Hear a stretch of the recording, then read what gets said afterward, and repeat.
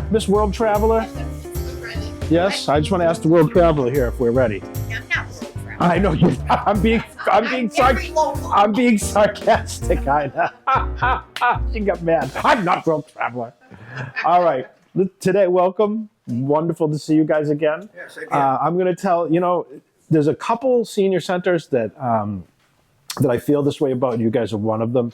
That I come here so often, and it's the same people, and we talk about different things, but sometimes we end up always back at the same roads.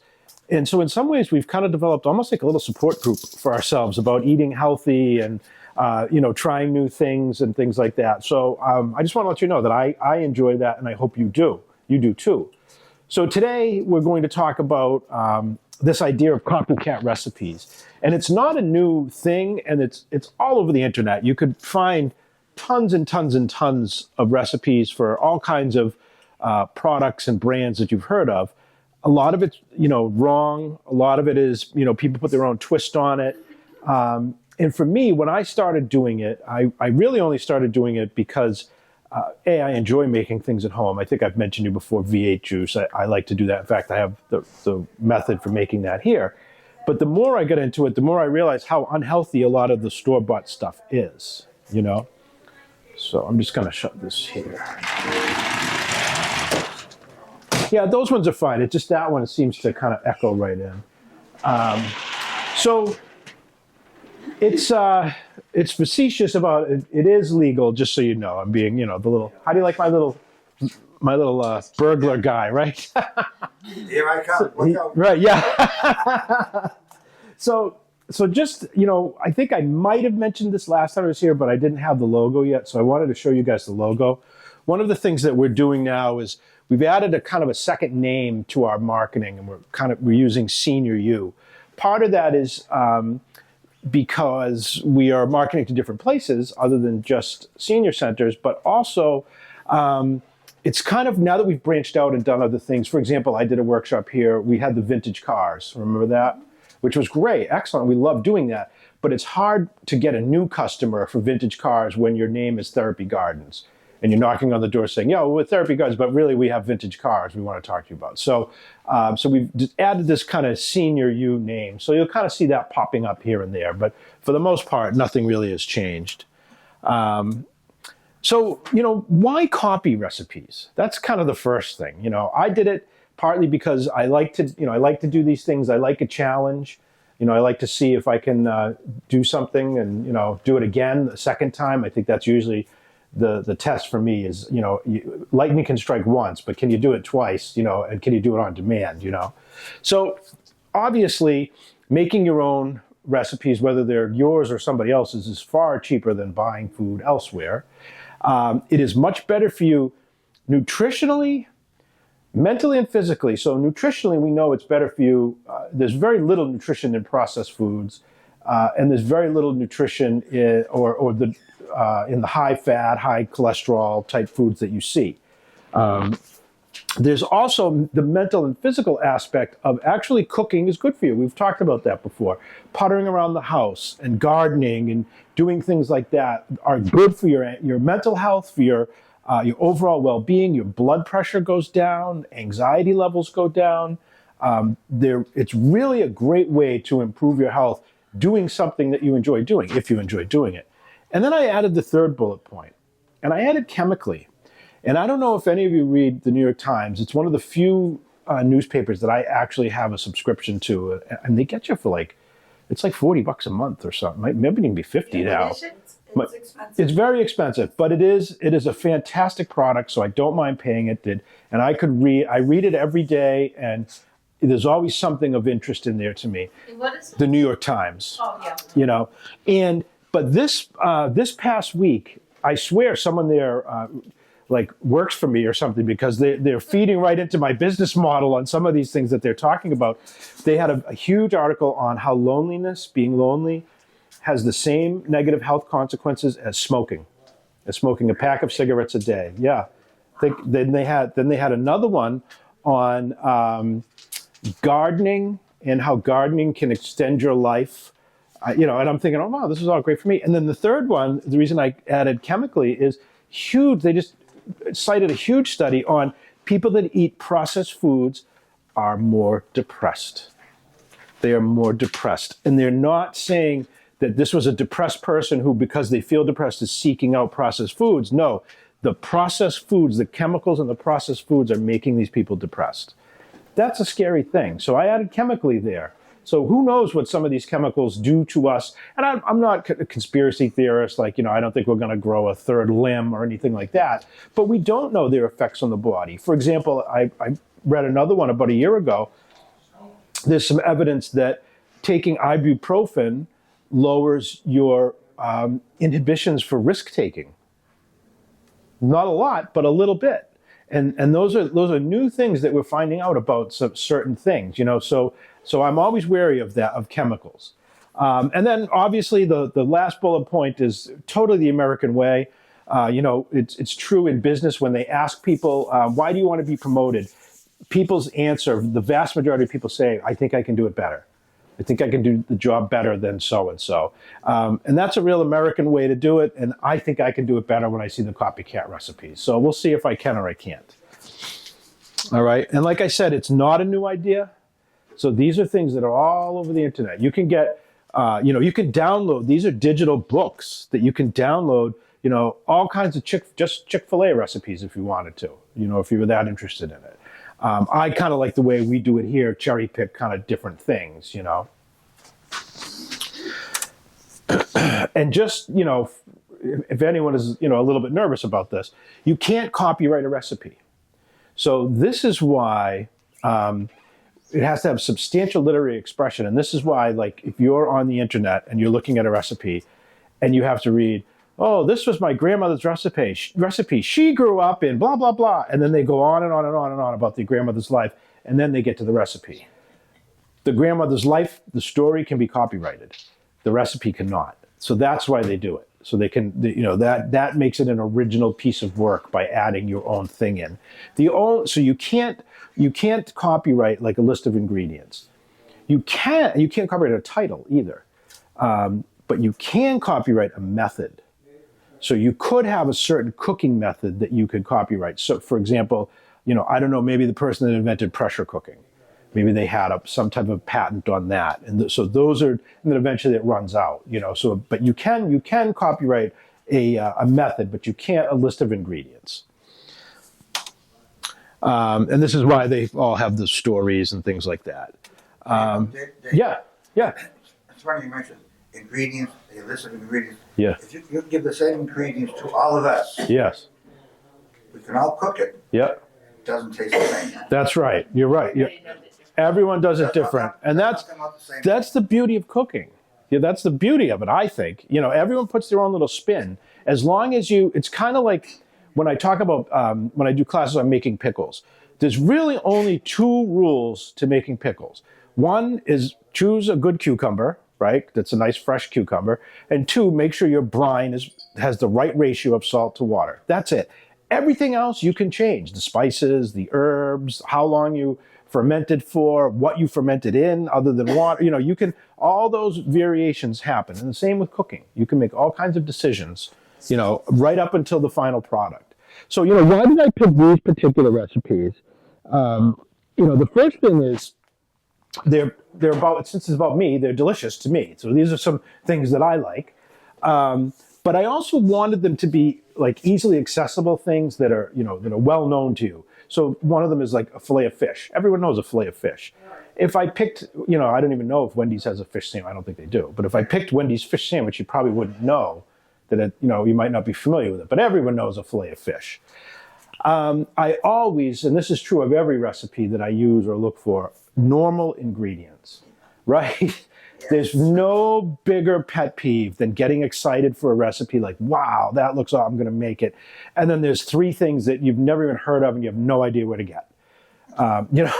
Or even worse, there's some obscure thing that you go out and you have to buy like a gallon of it and you need this much, The other thing too, you see a recipe. Yeah. I know myself, when I see a recipe, Yeah. if it has more than 5 ingredients, Yeah. oftentimes I just put it away. I don't blame you. Okay? I don't blame you. Because it can have 10, 12, 15. Yep. That's too elongated. Yep. And half the things I might not have in the house. That's right. So it has 5. Yep. That's what I saw. So you're gonna, when I show you the method that I use to kind of, because I'm into that cutting down recipes anyway. Like that's my thing. I don't know if I mentioned to you guys last time I was here. I've been looking at vintage cookbooks from like the 30s, the 40s, the 50s, and do you know where a lot of them came from? Churches. And they've survived. They have still survived, and you can find them. You can find them at vintage stores and things like that. Some of them I go into Boston and pay, like $5 a piece for some of them. But one of the, I know. But if you think about that, for basically 8 pieces of paper stapled together from 1930 on a typewriter to get $5 for it now is a testament to that it's held up. But so what I do is I get those, and I'm going to have some presentations on. I've been taking pictures of some of them, and I find cool recipes. But one of the things that really changed how I think about it is when they did a recipe back then, they just assumed that you knew how to boil water or peel a potato. They didn't have to write these lengthy directions. And again, maybe that falls under the method, and that's why they copyright it and these companies do it. Or maybe they just think everyone's an idiot. But I'm, probably a little of both. But the fact of the matter is, I'm taking the approach now in recipes. Like, if you come to one of my seminars, you're of a certain age already. So it's pretty much assumed that you know how to boil water, you know how to work your microwave. I'm not going to go over directions like that. So, but it's a great point about the ingredients being, you need a normal ingredient. No special equipment. I want you to be able to use what you have. Reasonable preparation and cooking times. That kind of also goes to what Frank said. You can have an unreasonable list of things, and you can also have unreasonable times for things. Let this rest for 3 hours. I'm not interested. Sorry. I'm just not interested. And then I wanted to make them healthier. And I'm going to show you an example of that in a second. So this is how I did. So the first one I picked was Olive Garden salad. Everyone loves their salad dressing, right? Everyone does it. And if you haven't had it, trust me, you'll love it. But here's why you're going to love it.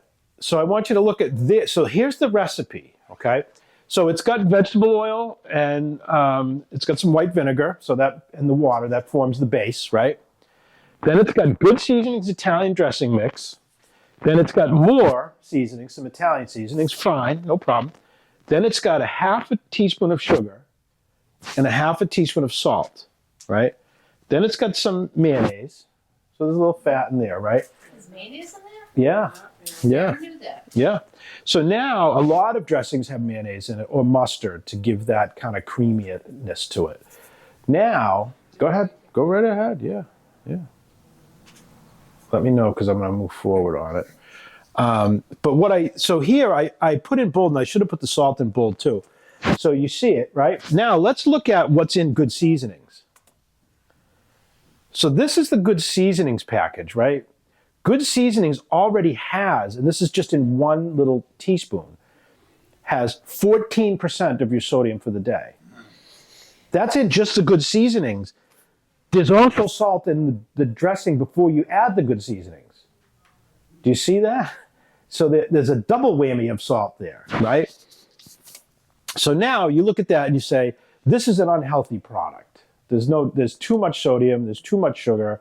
This is not something that I would want to have every day for an everyday salad dressing if I were going to make it. Because if I'm going out to eat, I'm having it once. If I'm making it, I'm probably making a bottle, and I'm going to have it multiple times, right? So here's what I do. So I go through and I say, good seasonings, let's strive for being better than good, right? So I go through and I say, all right, what would happen if I cross off that sugar? What are my options to replace that sugar with and not necessarily lose flavor? So you can use honey, which is still sugar. Yep. A little further down, I know you're not there yet, but you will be. Yeah. It says instead of celery seed, you celery salt. Yeah, I'll explain it to you. Yep. That's by design. More salt. No, because I cut out salt. Look, I cut out 2 tablespoons of salt. See it? On the left. I cut out 2 tablespoons and reduced that to 1 teaspoon. See it? And then I just changed the celery seed to celery salt just so it's not completely without flavor. That's all. That's all I did. It's a net, you could say a net gain for your health, but a net loss of salt. It's less salt than you would have had. Make sense? Okay. So back to the sugar one. So you could use stevia, which by the way, I'm growing this year. I've never done it. I didn't even know you could grow it as a backyard herb. Stevia, it's a natural sweetener. Yeah. Is it a plant, a bud? It's a plant. It's a plant.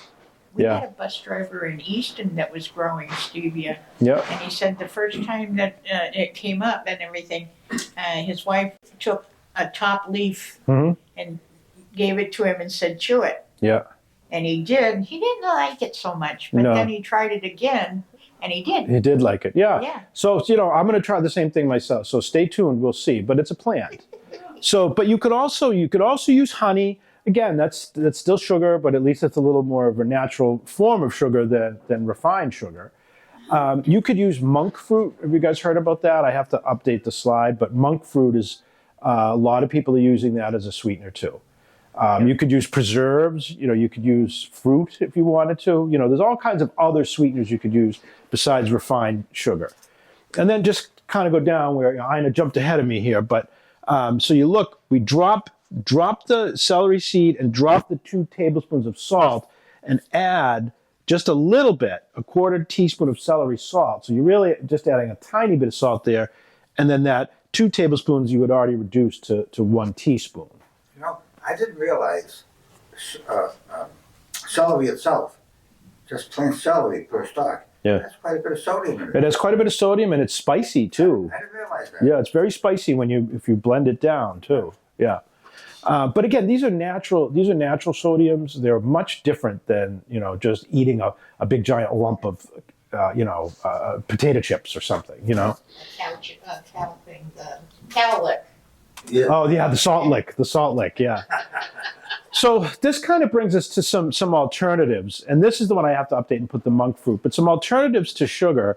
It's a mixed bag. Sometimes it's way better for you. Sometimes it's only a little better for you. Sometimes maybe all you're doing is it's not any better for you, but you're adding another ingredient that's maybe a little fiber or something that you might not have ordinarily had. But again, you have stevia, and then you have dates. And dates are a great way to sweeten things too. And that you see that in a lot of energy bars and granola bars and things like that. And for dates, just mush them up and just use 1-to-1 for sugar. It's really that simple. You can use fruit purees.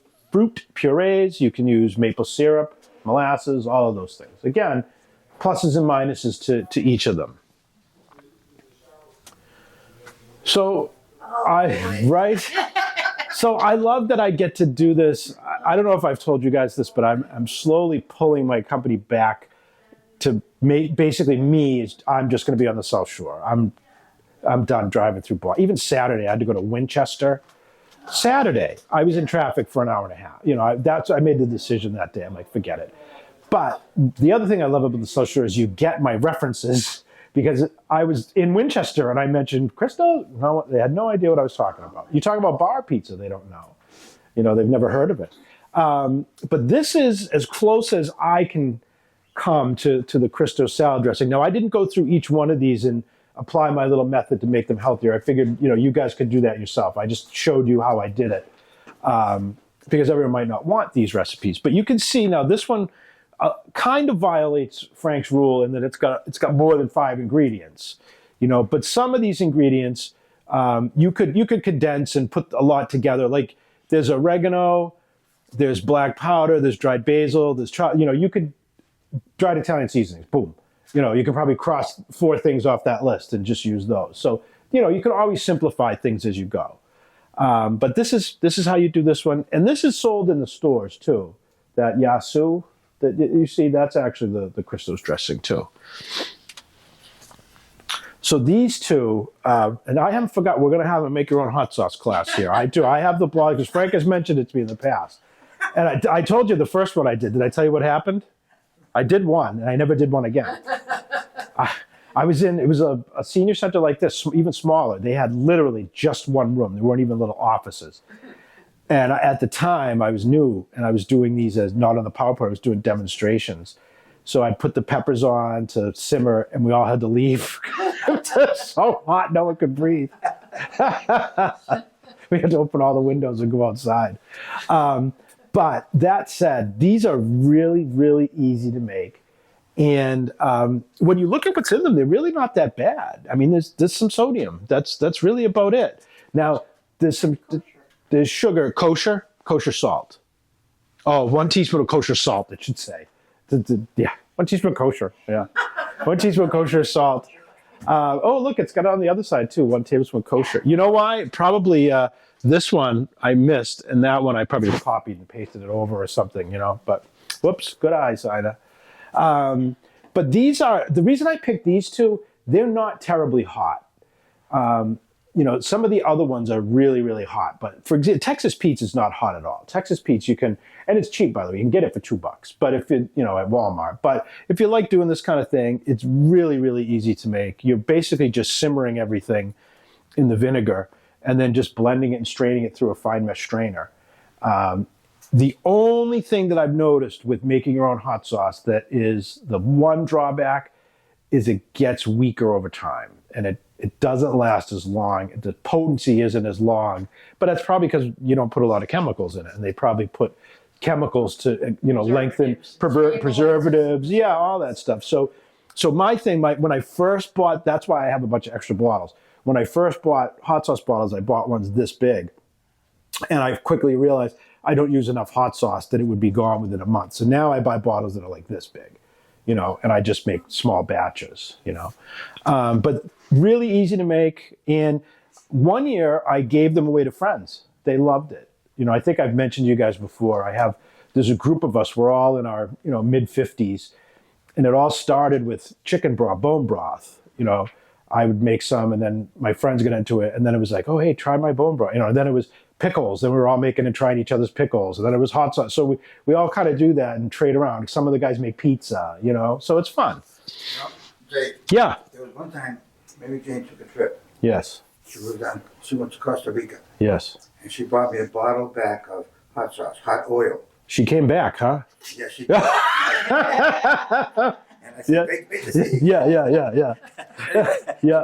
The bottle of hot oil. Yeah. It had the stem with all the leaves inside of it. Oh, yeah, sure. To keep it hot. Yeah. Right? So when I was all done with it, Yeah. I emptied it out. It was all done. I took and I put more oil inside there, my own regular oil. Yeah. You'd be surprised how those leaves inside there Still had a lot of heat. Oil get hot. Oh, sure they did. Oh, yeah. Sure that's the leaves. That's the leaves in oil will continue to get hot. That's right. But these, because you strain everything out with the hot sauce, that's why it gets milder over time. But if you leave, even like if you sprinkle red pepper in oil or something and just put that in the refrigerator, it'll continue to get hot, spicier over time. This is another great one. Is A1, and I've tried to do Worcestershire sauce. It's too, you have to ferment it. Do you guys know the story of Worcestershire sauce? You know how it came to be? So it was a rich a lord in England, and at the time, I guess like ketchup and mustard and stuff were becoming all the rage, and he hired 2 food chemists, or we would call them food chemists now. They were just chemists then, and Lee and Perrins. And he hired them, and he said, make me a condiment that I can put on my steak. I guess they used to put ketchup on steak. They put ketchup on everything back then. So make me a condiment that I can call my own. And they said, okay. And they made it, and it was terrible. They hated it. And they went off, everyone went their separate ways. He was like, you guys are terrible, you're fired. And they went off and did their own thing, and did something else. And then like a year or 2 later, one of them was down in their basement and saw that it was still there, and like they hadn't cleaned it up. And he went, And he did what any normal person would did. He tasted it. That was a joke, right? Who would taste something that's been in your basement for a year? But he tasted it, and that was Worcestershire sauce because it had fermented in his basement. And that's how they learned to make Worcestershire sauce. And that's where Lee and Perrins' Worcestershire sauce came from. Yeah, which is kind of cool. But it is also loaded with sodium. It has. But a lot of recipes, in fact, the next one coming up, I use Worcestershire sauce in place of sodium sometimes because it not only... If you're going to get the saltiness, you might as well get a little flavor too. That's kind of how I figure it. But this one, you can do, any way you want. Now, keep in mind the ketchup that you use is going to have a big, is there sugar in that? Is there sodium in that? But you can get no sugar ketchup if you want, or low sodium ketchup. Mustard is always fine. Like I said, the Worcestershire sauce. Then any hot sauce you want. as much teaspoon or as much salt or as little as you want. And then the last thing is that little pinch of cayenne pepper. One thing I found is, remember I mentioned with my hot sauces, they kind of get weaker over time. A really quick way to reconstitute them is just put a little sprinkle of cayenne in and shake them up in that. So that does, if you have some hot sauce that's getting weak, that is a way that you can bring it back a little bit. This is the best one. This is the best one. I love this one. Hey, they tell you what the 8 vegetables are, right? You just have to figure out how much of each one. And here's the beauty of this one. You can even, some of these you can leave out and switch out and it still tastes the same. There's really only 5 things that you really have to have. So obviously you have to have the sauce tomatoes. I mean, that's clear. The celery with the leaves kind of goes to what Frank was saying, is there's a little bit of spiciness to the celery, a little sodium, a little spiciness. A carrot. And then the beet is just, that's for color. So actually there's no flavoring that comes off the beet because it's so small an amount in relation to everything else. So for this one, I just bought one of those love beets that's in the LUV beets. They're in the produce section, and they're already cooked beets in like plastic wrap. What's vacuum sealed. So, and then you just watercress, spinach, parsley, romaine lettuce. So those 4 right there, I have used. Some of them I've left out. Some of them I had more. Some of them I had less. I've changed those all around and have not really changed the flavor at all. So don't obsess over that. Like you can see one of them is 1 leaf of romaine lettuce. If you're missing that 1 leaf, you're not going to take it and go, oh, this is terrible. That's not going to happen. And this is the Worcestershire sauce, just to put a little bit in. And then, if you wanted to make this spicy, you could blend in a red pepper, because they make a spicy V8.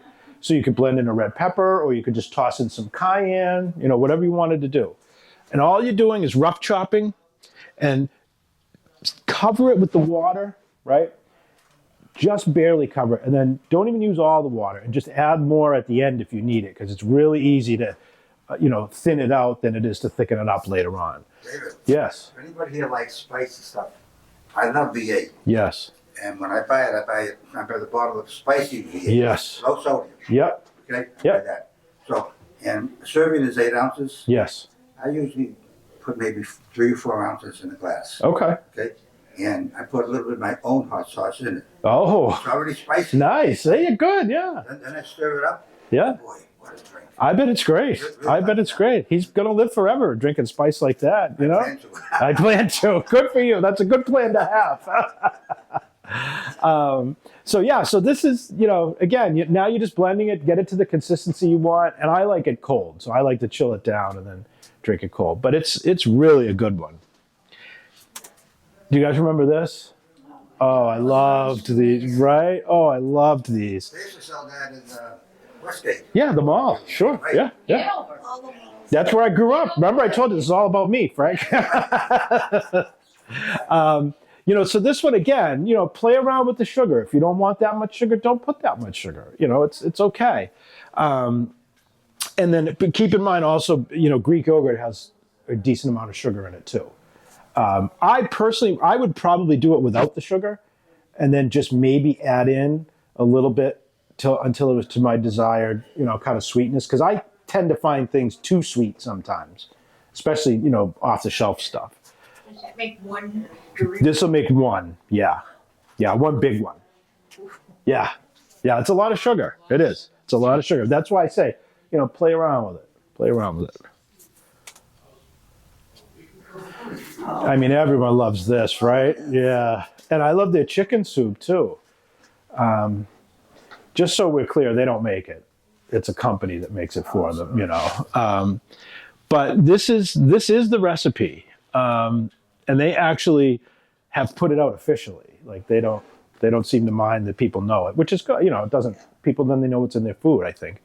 But this is pretty much how you do it.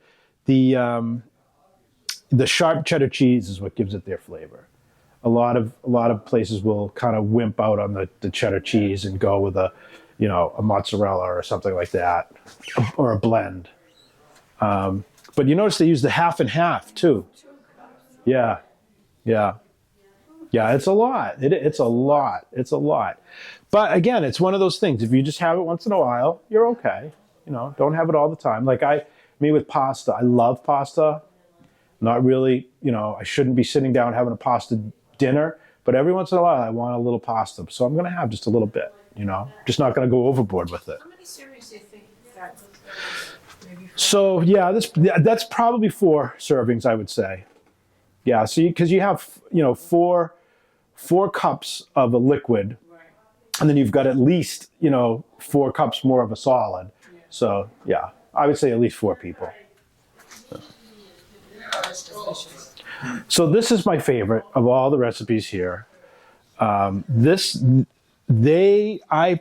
actually think legal seafood is a little bit overpriced sometimes, and I think probably a lot of people around here might agree with me. However, their clam chowder cannot be beat. It just can't be beat. And it's key to do it like this, and it's key, I think, to make your own broth with fresh clams. Time? All right, go ahead. See you later. Thank you. Yeah, I only have a few minutes, 10 minutes left or so. Thank you. So when you're making clam chowder, a nice little tip is make everything, do the whole recipe except the cream if you're going to freeze it.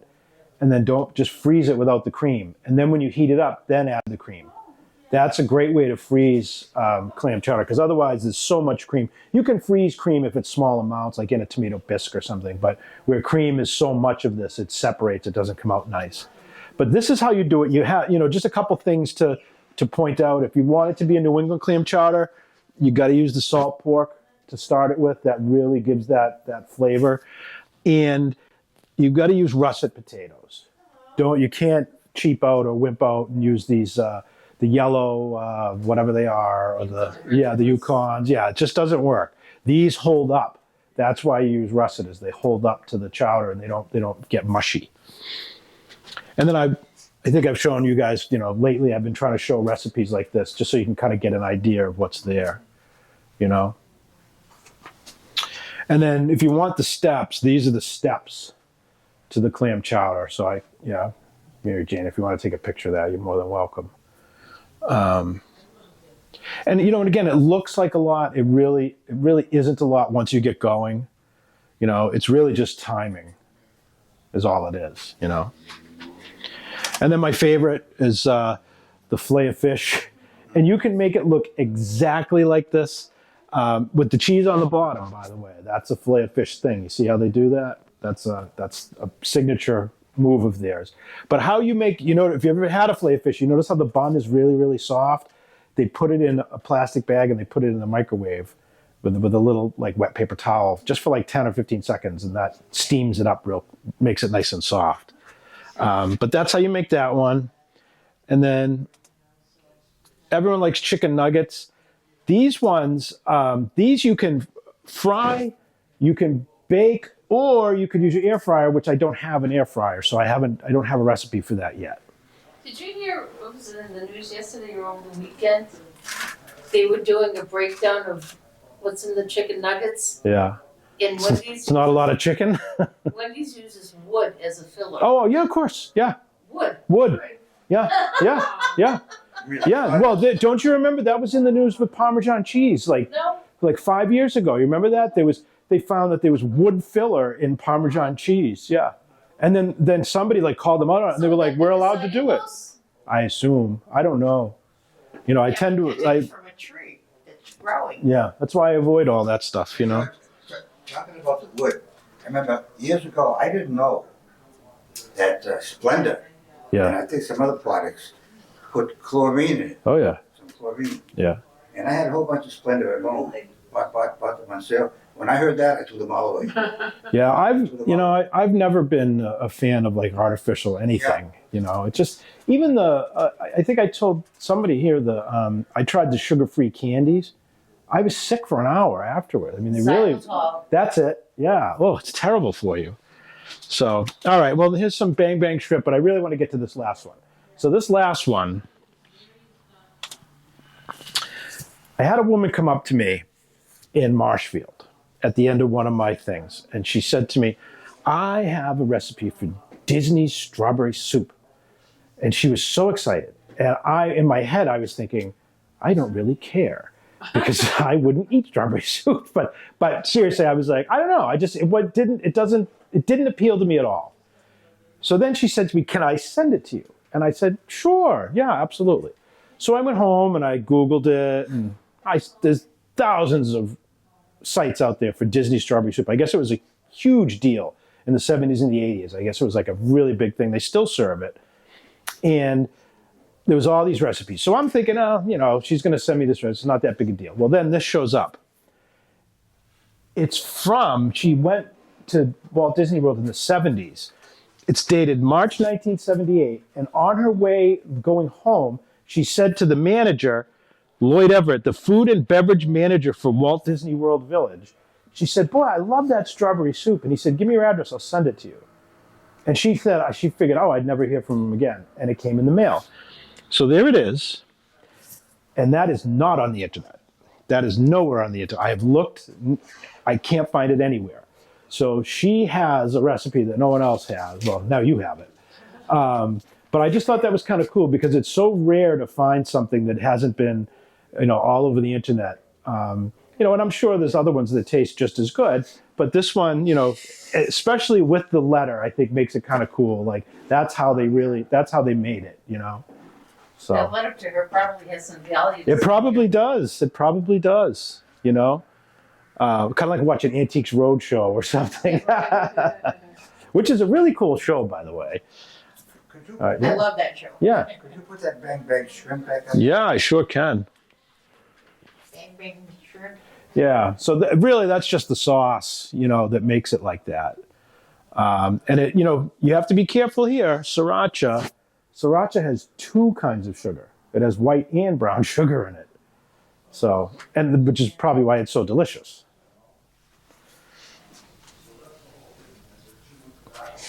Actually, so you have sugar.